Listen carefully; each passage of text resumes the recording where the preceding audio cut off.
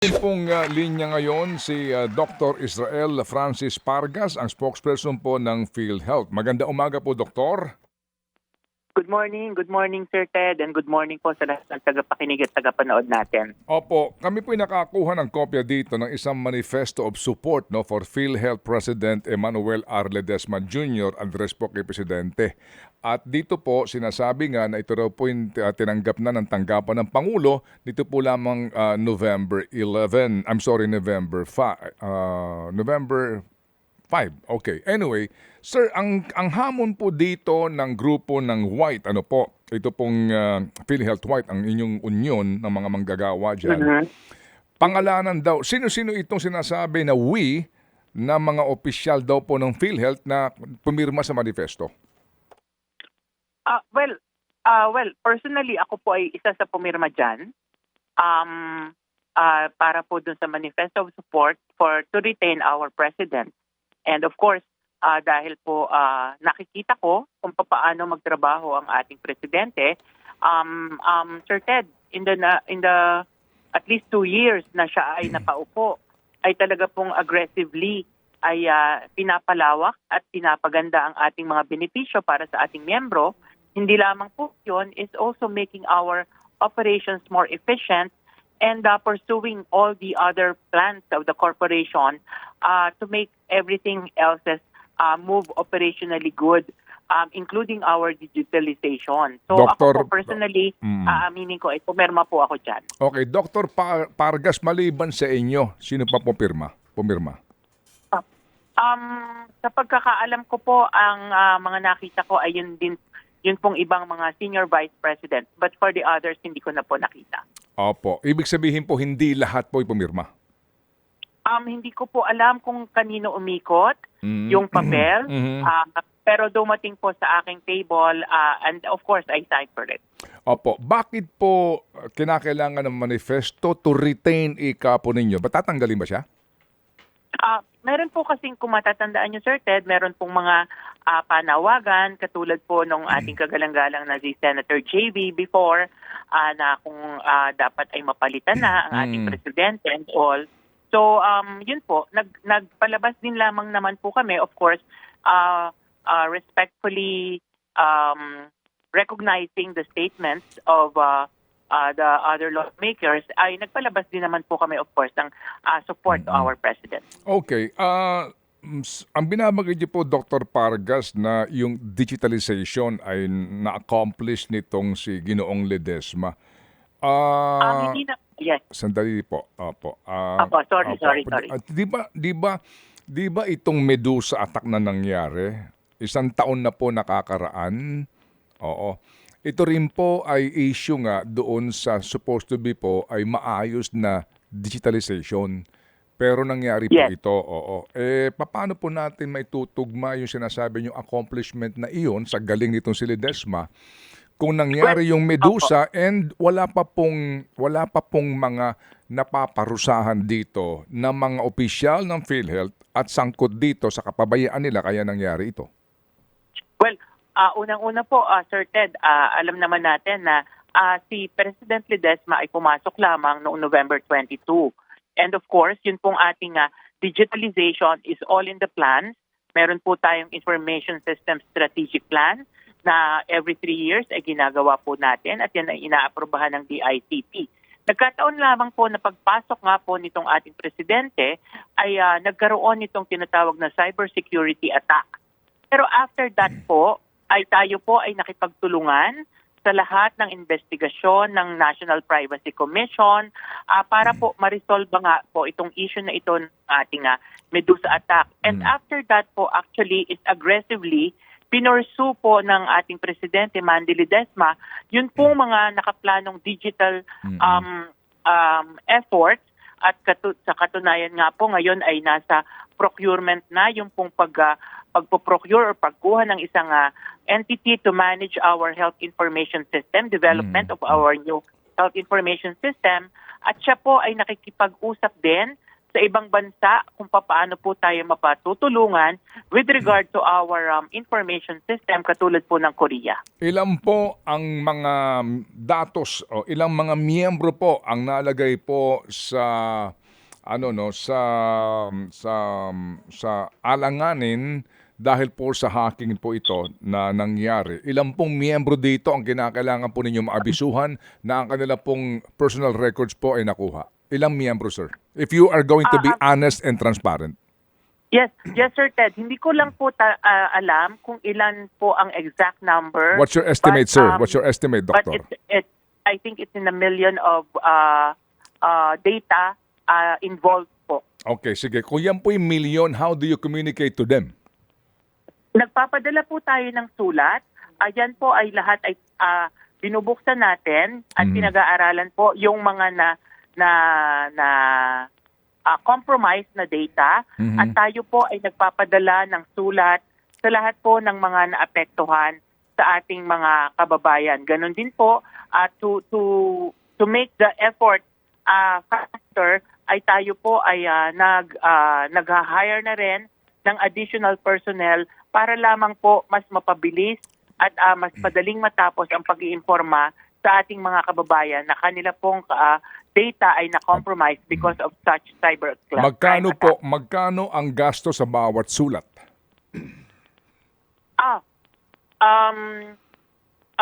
Hindi ko lang po alam. Wala po akong data sa ngayon. So we're doing it through email and of course through our postal services. Postal Services, magkano po ang gasto sa bawat sulat at sino po ang may pahintulot na gumastos po dito ang PhilHealth para po dito? At tayo po ay yung pong para sa amount, siguro po I will go back to you for that because I don't have the data. Tayo naman po ay inaatasan ng National Privacy Commission na kung may mga ganitong pagkakataon na compromise ang data ng ating mga miyembro, ay dapat po ay ginagawa natin ng paraan para po ma-inform ang ating mga miyembro tungkol po sa pag-compromise ng kanilang data. Yes po, Dr. Pargas. Ang issue po dito ng PhilHealth White ay dahil po sa hindi lang po ito 1 milyon na data ng mga miyembro. Opo, marami po ito, sobrang dami. Ngayon po, kasi hindi ho naman din lahat dito po ay may email, etc. So, sino nagdesisyon na susulatan nyo lahat ng ito at magkano po ang gasto sa bawat sulat? Kasi po, sa 10 piso sa 1 milyon, ilang milyon na po iyon. 20 piso po sa bawat sulat, papel, etc. Pati ho yung mga stamp nito, etc. Pag yan ay kinumpute mo sa milyon, napakalaking gastos po niyan. At yung perang yan ay pera na naman po nating lahat ng mga miyembro. Ano po ang inyong masasabi doon? Well, again, Sir Ted, sabi ko nga sa iyo, wala po akong hawak na data ngayon with regard to the amount. So, babalikan ko po kayo dyan. Dito po naman sa pag-i-inform ng ating mga miyembro, ayan po ay nakaatas sa National Privacy Commission na ang bawat isa po ay dapat ma-inform with regard to their data na na-compromise kung kaya't ginagawan po natin ng paraan na ma-inform po talaga natin yung mga bawat individual. Opo. Sige nga po. Kaya nga po So kung atin pong susuriin, Dr. Pargas, ang pinagmulan nito, ito ngang Medusa attack na ito.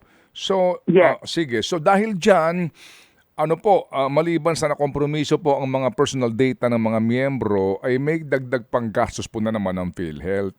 Sino ho ba ang dapat managot dito? Yung bang mga irresponsableng tao, yung mga incompetent na kaya sa kanila pong kapabayaan nangyari ito, naandyan ba sa PhilHealth? Well, yun pong investigation on this matter is still undergoing with the National Privacy Commission at hinihintay din po natin kung ano ang desisyon ng National Privacy Commission on this.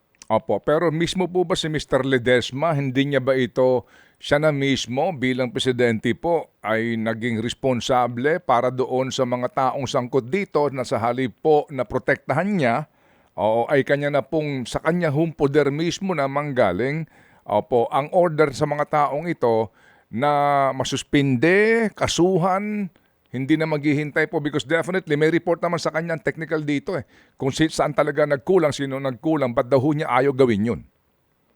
Well, unang-una po ay we were subjected already to the external investigation and siguro po ay hinarapat ng ating management including the President na intayin kung ano ang talagang magiging resulta ng external investigation na ginagawa nga po ng National Privacy Commission na siya namang naatasan to do such para po maging wala ring bias with regard to the decision. Opo. Kailan po At kayo kami naman po ay nakipagtulungan. Opo. Kailan po kayo lalabas? Ano po ang report na inyong tinanggap, Doktor, dito po sa NPC? Kailan po kayo lalabas ang report and will you make it public?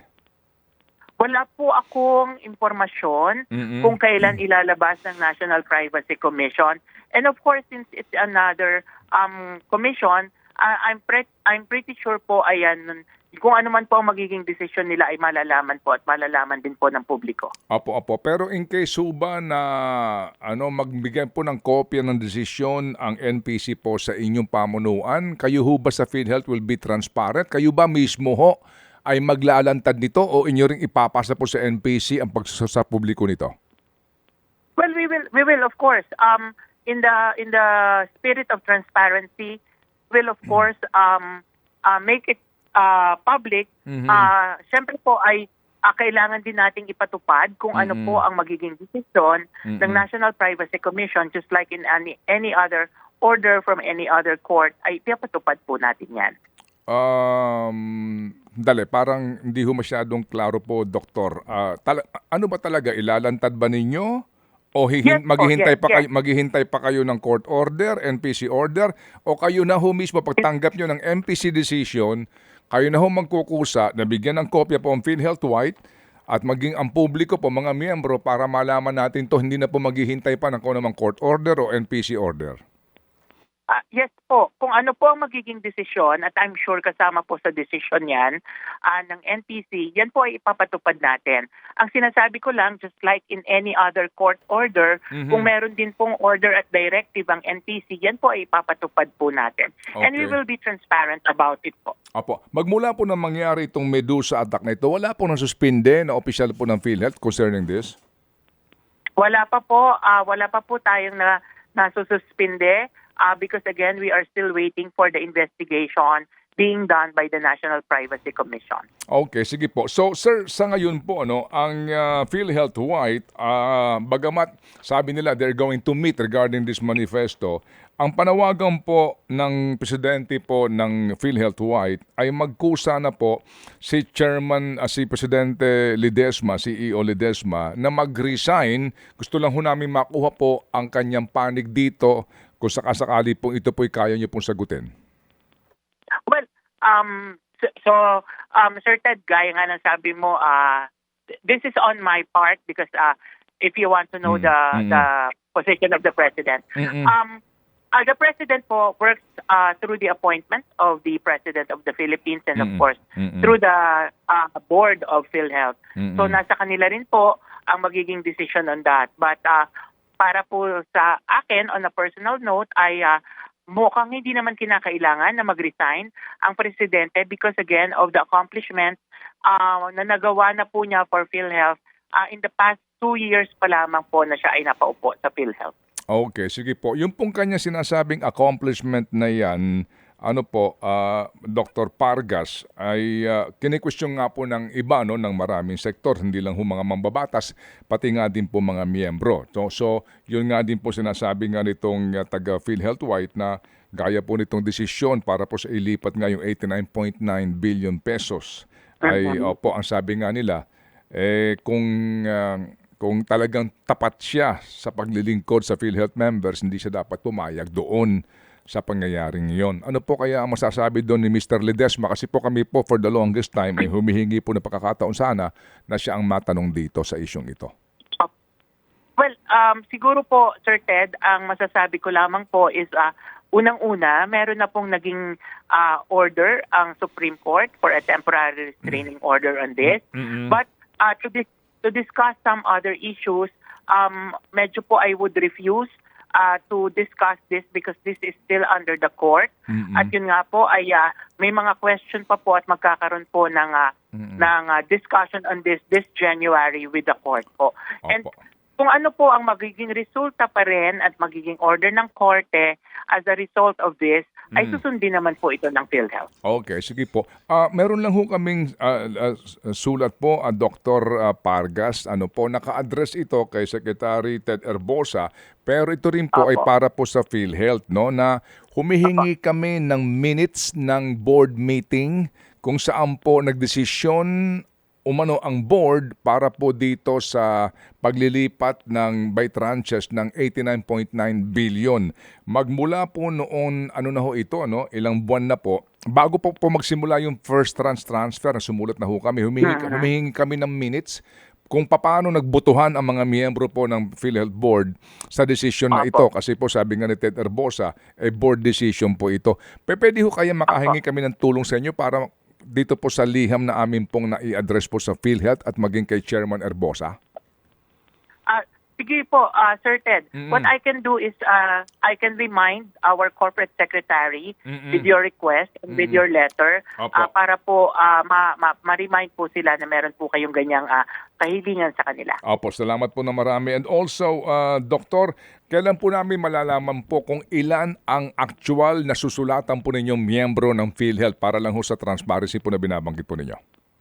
Siguro po within the day. Just give me time po and I will check with our corporate information security department. Okay, sige po. At abangan po namin yan para din po sa kaukulang pong informasyon na maaari po namin maibahagi po sa mga miyembro ng PhilHealth. Dr. Israel Yes po, Pargas, Sir Ted. salamat sa inyo pong panahon, sir. Salamat po.